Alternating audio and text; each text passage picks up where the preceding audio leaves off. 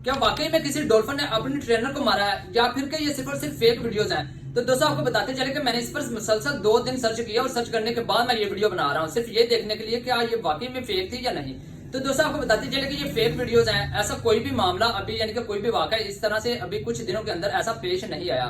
तो आपको बताते चले कि इससे पहले 2010 में एक वाकया इस तरह से पेश आया था अमेरिका के अंदर। तब एक जो ट्रेनर थी वो ट्रेनिंग शो के बाद किनारे पर आकर बैठी हुई थी, जो डॉल्फिन आती है और एकदम से उसके बाजू से पकड़कर उसे नीचे ले जाती है पानी के अंदर।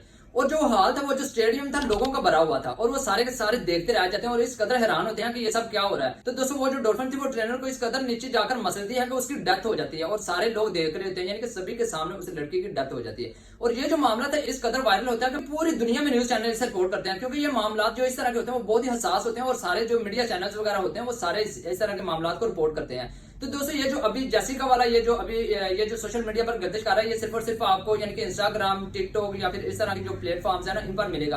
किसी भी मोतबर इदारे की तरफ से आपको इसकी रिपोर्ट नहीं मिलेगी, क्योंकि इस तरह का मामला कोई हुआ ही नहीं है। तो दोस्तों आपके इस पर क्या कहना है? क्या किसी भी बंदे को बिना सर्च किए इस तरह से वीडियोस बनानी चाहिए या नहीं? कमेंट सेक्शन में जरूर बताना। अपना ख्याल रखिए। अल्लाह हाफिज।